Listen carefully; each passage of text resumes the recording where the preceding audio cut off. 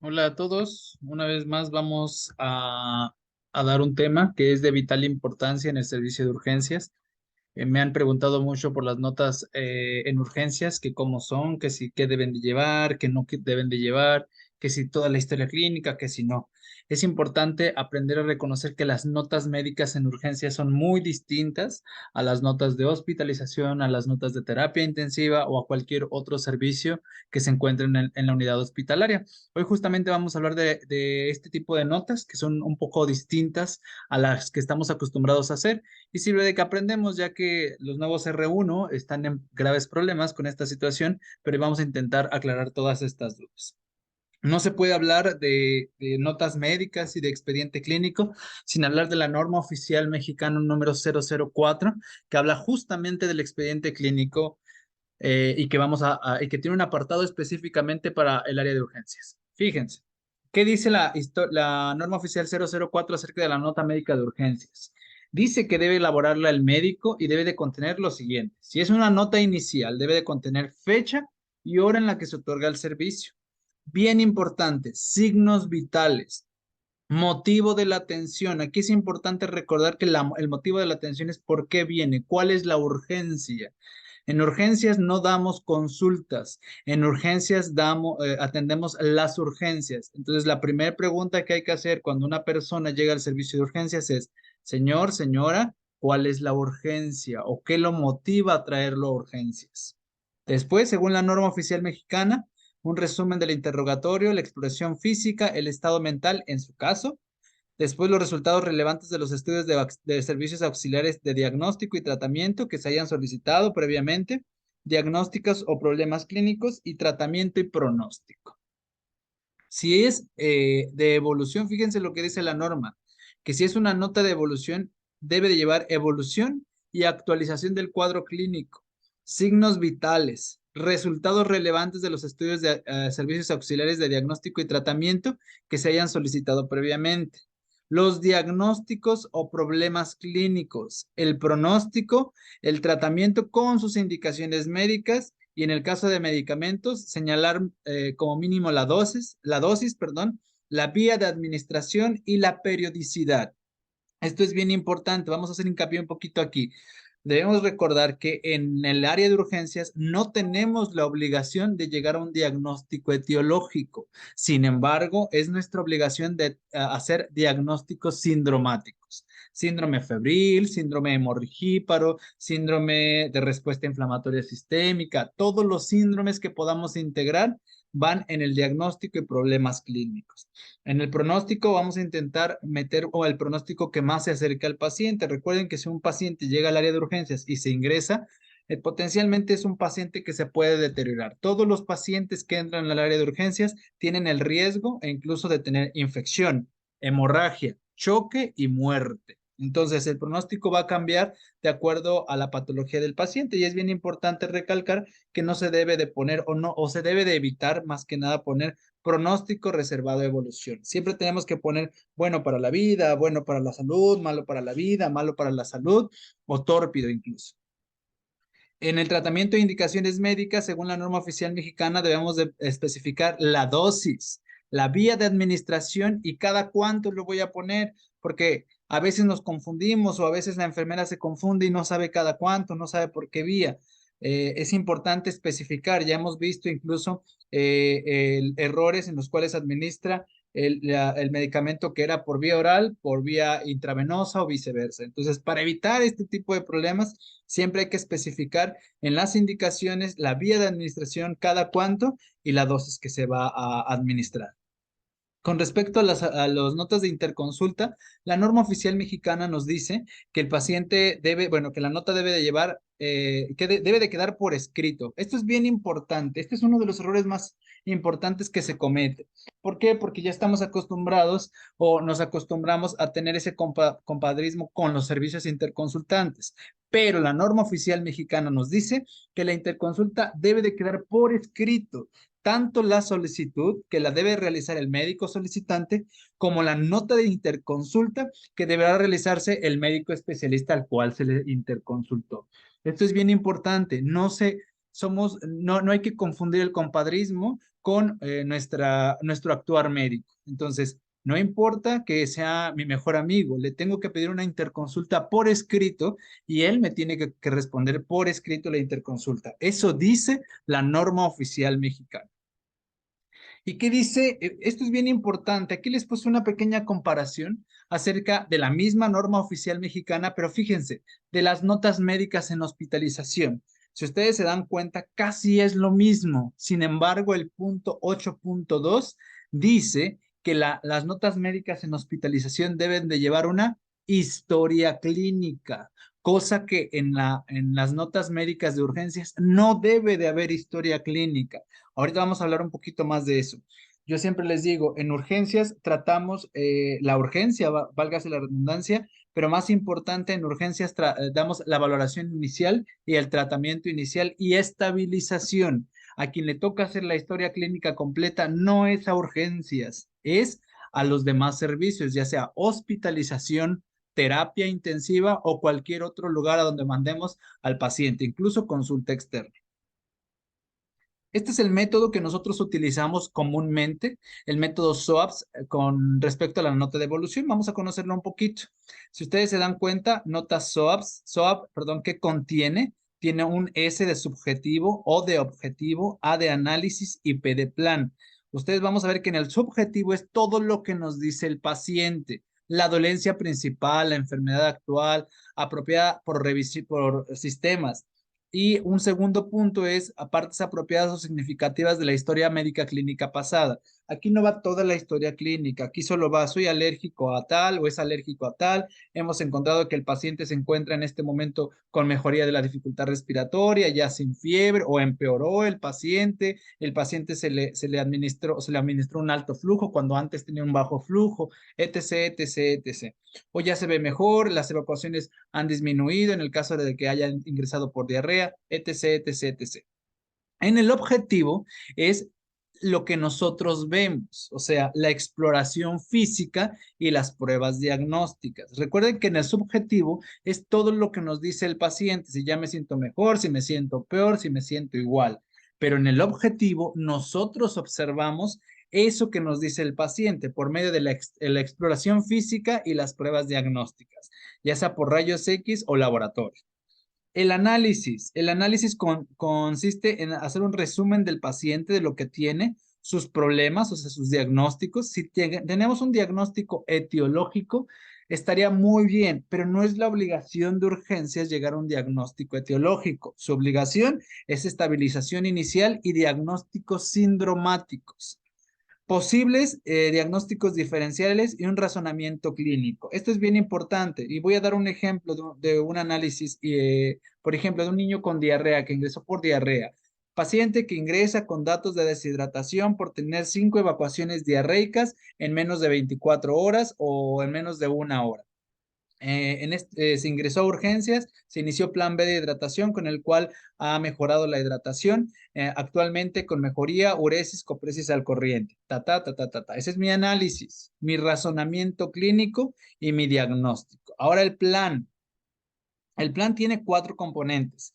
¿Qué pruebas diagnósticas? El plan terapéutico, si el paciente necesita educación y seguimiento del mismo. Recuerden pues que en el plan aquí vamos a describir principalmente el plan y las indicaciones del paciente, ¿sale?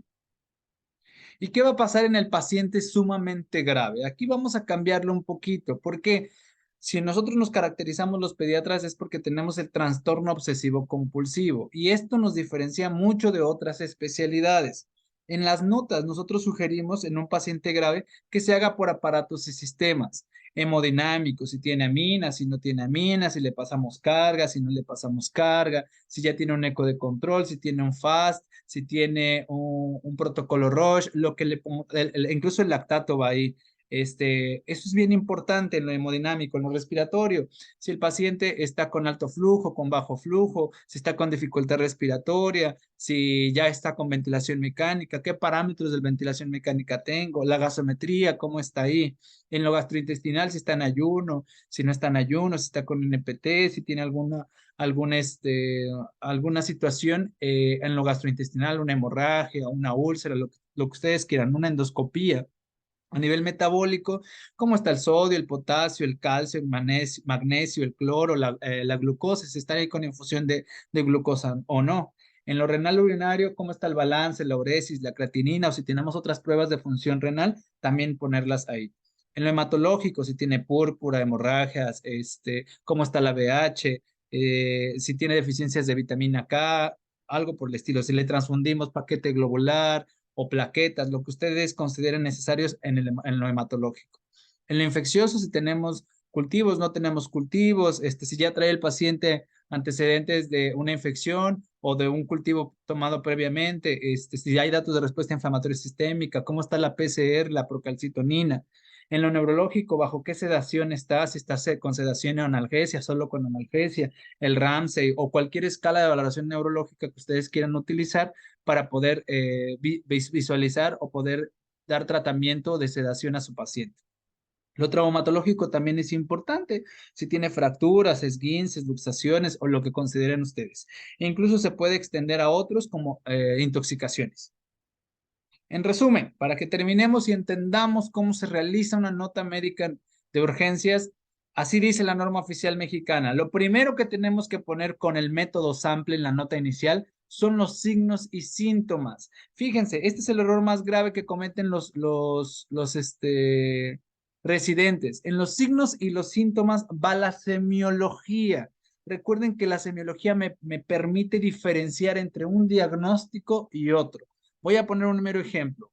Lo más típico, tos. El paciente ingresa porque tiene tos. No es lo mismo tener una tos no productiva que aparece en la noche o en la madrugada que tener una tos cianosante, disneyizante, emetizante o con datos de dificultad respiratoria, porque eso me cambia completamente el cuadro. Y el error más grande que cometen los residentes o que cometemos los médicos es, llegó por fiebre, llegó por dificultad respiratoria, se ve morado, lo voy a pasar. No, una de las partes más importantes de la nota inicial es la semiología. Yo siempre les digo a mis residentes, a mis internos, es bien importante que si no sabes de semiología, vayas y regreses a los libros básicos de medicina que nos enseñaron nuestros profesores desde años atrás y que de verdad sirve, porque urgencia si algo tiene es que tiene que tener semiología, porque es muy fácil, ya, o es más fácil, perdón, ya tener un diagnóstico o realizar un diagnóstico cuando ya tienes estudios de laboratorio y gabinete. Sin embargo, cuando el paciente tiene cuando llega a urgencias, no tenemos laboratorios, no tenemos gabinete y tenemos que hacerlo de manera rápido. ¿Por qué? Porque no sabes si va a ingresar un paciente o van a ingresar 20 pacientes. Entonces, la semiología la quiero recalcar de una manera muy, muy importante porque es el error más grande que se comete. Si habláramos de fiebre, por ejemplo, qué horario, cuándo empezó, cuándo se exacerba, cuándo se intensifica, cuándo disminuye, si le dieron algún medicamento para que disminuya, cuántos grados de temperatura, cuántos picos febriles durante el día, si se hace acompañada de diaforesis, de piloerección. Eso nos va a ayudar mucho. La semiología de la tos es bien importante, la semiología del dolor, inicio, duración, factores que exacerban, factores que disminuyen y todo lo que ya sabemos de semiología. Es importante hacer de cada signo o de cada síntoma su semiología. Un ejemplo sería paciente de 4 años de edad que ingresa al servicio por datos de dificultad respiratoria. Madre refiere que inicia su padecimiento con, y yo siempre pongo en mayúsculas, fiebre. Hace 2 días que se exacerba hace ayer, 3 picos febriles en 24 horas, acompañados de diaforesis, piloerección, que no cede con administración de paracetamol. Entonces, esto es bien importante. Recalco nuevamente, la semiología es la base de la historia clínica en urgencias. Luego la A, de alergias. No me interesa saber si es alérgico nada más a la amoxicilina. Necesito saber qué le causa, porque es muy común que a veces cuando dan amoxicilina o ampicilina o algún antibiótico le salga rash, pero eso no es una causa o una contraindicación completa o absoluta, pues, de quitar ese medicamento. Entonces, si tiene una alergia, ¿a qué es alérgico y qué le produce? Le produce rash, le produce dificultad respiratoria, le produce broncoespasmo, le produce anafilaxia, ¿sale? En la M de medicamentos, medicamentos previos. Aquí me interesa la dosis ponderal, porque es muy común que se cometa el error de que le dieron paracetamol a 5 miligramos por kilo dosis y llega la mamá bien asustada porque el paracetamol no le hace, doctor. Y cuando revisamos dosis, ándele, que la dosis está a 5 miligramos por kilo. Entonces, siempre hay que identificar los medicamentos y de esos medicamentos que ya está tomando, si la dosis es correcta. P, previa patología. Aquí no me importa si el paciente tiene perros y gatos, de qué está construida su vivienda, no me interesa en este momento. Lo que me interesa es lo más relevante para su historia clínica o su padecimiento actual. Por ejemplo, si es un paciente que ya es conocido por crisis convulsivas, entonces en previa patología le voy a poner epilepsia en tratamiento con tal situación. Otra cosa importante aquí son las vacunas. Aquí sí vamos a meter las vacunas. ¿Por qué? Porque si es una neumonía adquirida en la comunidad, el tratamiento se basa en las vacunas también. Entonces es bien importante determinar si el paciente tiene o no tiene vacunas. Entonces, recuerden que en previa patología no pongo todos los antecedentes, ni familiares, ni posfamiliares, ni lo que ustedes crean y comenten. Aquí solo va lo relevante para el padecimiento actual. No me importa cuántos perros y cuántos gatos tiene, a menos que el perro le haya mordido, porque si el perro le mordió, entonces sí me importa hasta el esquema de vacunación del perro. Entonces, la previa patología se va a dirigir o se va a encaminar a la enfermedad o al motivo de atención. L de último alimento, qué comió y a qué hora, porque si necesito intubar al paciente, pues necesito saber a qué hora comió por última vez para tomar precauciones. Y E de eventos que desencadenaron, o sea, qué lo motivó a venir a urgencias, ¿sale? Según la norma oficial mexicana, debemos de agregar exploración física, laboratorio y gabinete, la impresión diagnóstica, como bien les dije, urgencias tiene obligación de hacer diagnósticos sindromáticos, no diagnósticos etiológicos. Si logramos llegar a un diagnóstico etiológico sería muy bueno, pero no es la obligación de urgencias. El plan y el análisis, el pronóstico y las indicaciones según el método sample con nota inicial. En un paciente grave, yo les recomiendo primero hacer, como ya hemos visto en otras clases, una evaluación inicial, luego una evaluación primaria, una evaluación secundaria, una evaluación terciaria en caso de que lo consideremos o que tengamos estudios de laboratorio, un plan y análisis, el pronóstico y las indicaciones. Con nota de evolución tenemos de dos vertientes. En paciente no grave puedes hacer un método SOAP y en paciente grave por aparatos y sistemas tal y cual lo hemos visto. ¿Y qué pasa con la nota de egreso? En la nota de egreso tiene que tener estos puntos importantes. Diagnóstico de ingreso, diagnóstico de egreso, fecha y hora de ingreso, fecha y hora de egreso, antecedentes de importancia, otra vez de importancia. No me importan los perros y los gatos, a menos que el gato y el perro le hayan mordido. Motivo de consulta con su semiología, exploración física de ingreso y exploración física de egreso, los estudios de laboratorio y a otra cosa importante, la evolución en urgencias. Durante su estancia, o como ejemplo, durante su estancia en urgencias, el paciente mejoró de su dificultad respiratoria posterior a la administración de nebulizaciones, o mejoró después de un plan B de hidratación, o mejoró después de un plan C de hidratación, por lo cual se decide egreso bajo las siguientes condiciones. El plan y el tratamiento se van a encaminar al diagnóstico que tengamos. Y algo bien importante, algo que siempre hay que recalcar en las notas médicas de egreso de urgencias, los signos de alarma. Debemos recordar que todo niño que se va de urgencias no se va completamente sano, se va a recuperación, ya sea en su hogar o se va a recuperación a donde ustedes consideren que se tenga que ir, ¿sale? Se dice a consulta externa, a hospitalización, a terapia intensiva, ¿sale?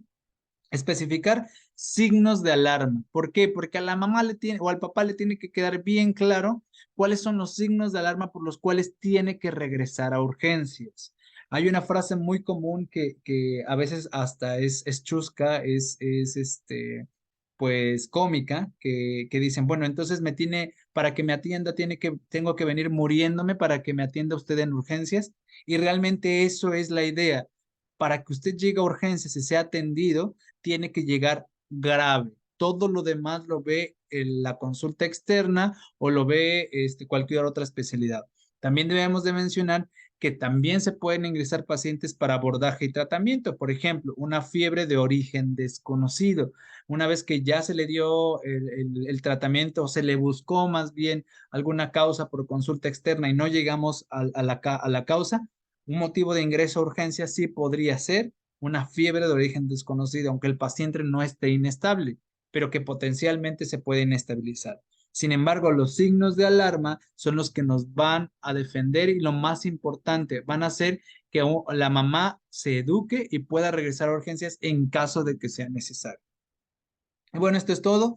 Les dejo mi correo si tienen alguna sugerencia o alguna clase por la cual quieran que podamos abordar con todo gusto.